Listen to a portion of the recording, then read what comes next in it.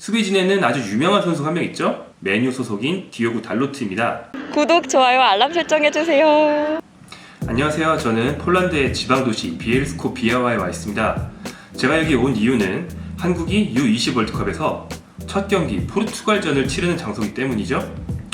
굉장히 한국 사람이 올 일이 없는 도시입니다. 밖엔 백인밖에 없고 이 도시의 한국인은 저 그리고 U20 대표팀 멤버들밖에 없습니다.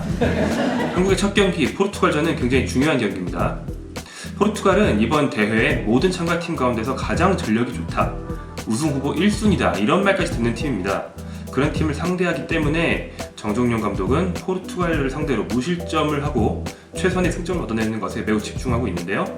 그렇다면 포르투갈이 얼마나 강한지, 어떤 슈퍼스타들이 있는지, 우리가 잘 아는 맨유의 디오고 달로트와 함께 짝을 이루어 한국을 공략할 선수들은 누군지 한번 알아보도록 하겠습니다.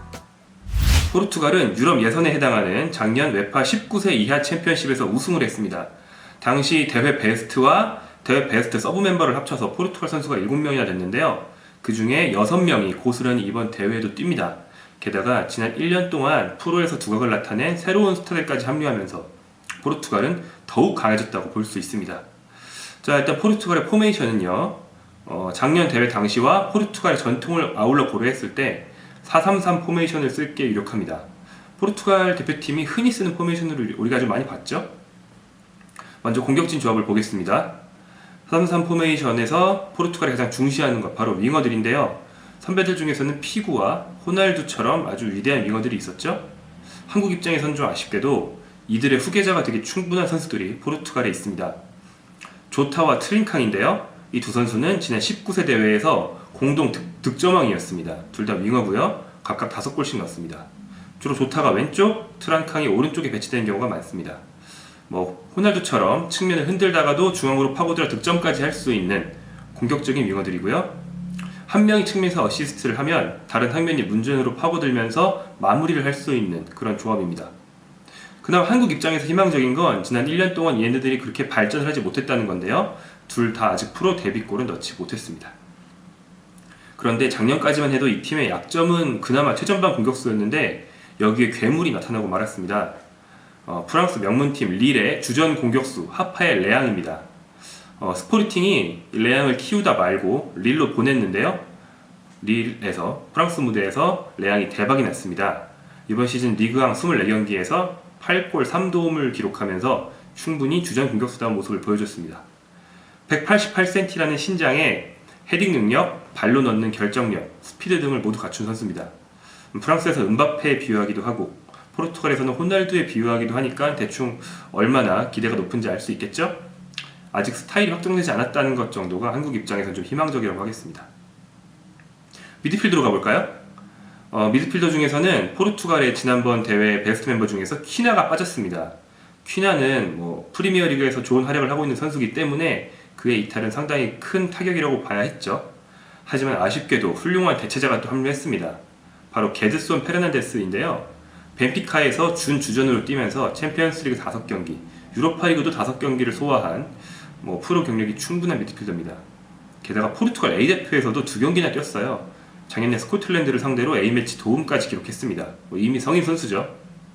드리블 능력, 태클 능력을 겸비했다는 점에서 유망주 시절의 헤나투 산체스와 좀 비슷한 면이 있는데요. 포르투갈의 젊은 미드필더들이 이렇게 어린 나이 때 두각을 나타내는 경우가 많거든요. 한국 입장에서 상당히 위협적인 선수라고 볼 수 있겠고요. 그 파트너로는 호리호리한 스포르팅 소속의 미드필더 미겔 루이스가 뛸 것 같습니다. 포르투갈의 핵심 중에 하나가 또 수비형 미드필더입니다. 4-3-3 포메이션에서 후방 플레이메이커 역할이 매우 중요하죠. 현재는 플로렌티노 루이스가 이 자리를 맡고 있습니다. 앙골라 혈통의 탄탄한 체격을 가진 선수인데요. 가까운 선배 중에서는 윌리엄 카르발류 같은 선수를 떠올리시면 될 것 같습니다. 패스와 태클이 두루두루 좋은 선수로 알려져 있고요. 현재 벤피카에서 로테이션 멤버로 활약 중입니다. 이 선수가 수비진으로 내려가면 이제 윙백들이 전진하는 흔히 말하는 라볼피아나 방식으로 빌드업하는 장면이 많이 나올 것 같습니다. 수비진에는 아주 유명한 선수가 한 명 있죠? 바로 라이트백, 맨유 소속인 디오고 달로트입니다.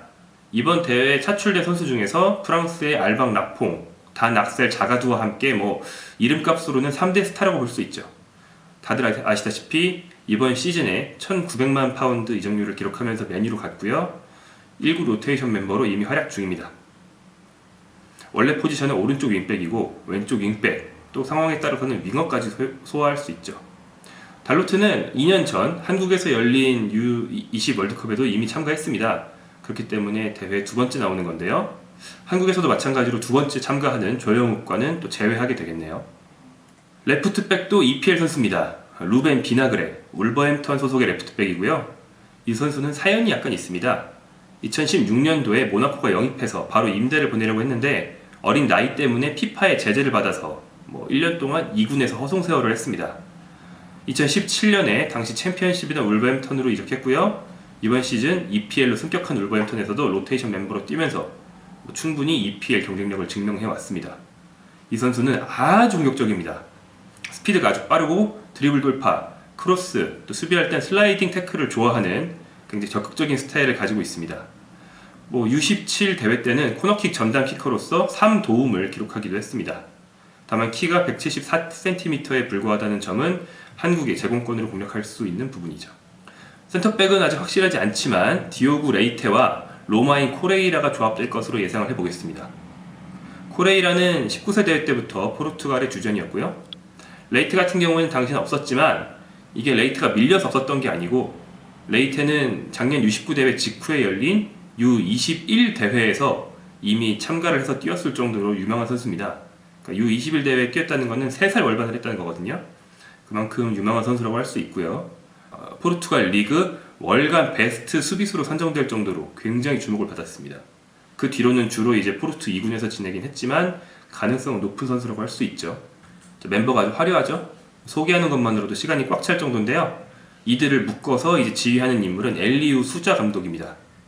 89년도 U20 월드컵에서 포르투갈이 우승할 때, 즉 우리가 흔히 말하는 포르투갈 황금 세대 때 수자 감독도 그 멤버였지만 성인 선수가 된 뒤로는 두각을 나타내지 못했습니다. 일찍 지도자를 시작했고요. 2010년부터 포르투갈 축구협회에서 일하면서 유소년 육성에 주력해왔습니다. 한국으로 치면 전임 지도자 비슷한 인물인데요. 이 어린 선수들을 잘 안다는 점이 또 포르투갈의 강점입니다. 한국의 첫 번째 이 현지 훈련을 제가 직접 지켜봤는데요. 거기서 느낀 바로는 한국은 포르투갈의 전술을 이미 잘 숙지하고 거기에 맞춘 방어 훈련을 하고 있습니다. 한국은 선수비 후 역습 전술을 준비하고 있죠. 그래서 포르투갈이 4-3-3 포메이션을 바탕으로 윙어와 풀백을 많이 활용해서 측면을 크게 쓰면서 흔들면 거기에 맞춰서 수비 대형을 유지하고 상대가 공략할 수 있는 빈틈을 완전 없애버리는 훈련을 한국이 많이 하고 있습니다. 그러다가 포르투갈 공격을 저지하면 바로 속공으로 나가는 거죠. 자, 첫 경기 상대가 대회 최강팀이기 때문에 상당히 부담스럽지만 한국 선수들이 기대 이상의 모습을 보여줄 거라고 저는 이제 희망적인 전망을 해봅니다. 이거인 골키퍼가 말한 것처럼 한국 공격이 딱 한 번만 통하면 마치 말벌에 독침을 맞은 것처럼 상대가 꼼짝 못하게 되는 그런 축구를 기대해 보겠습니다.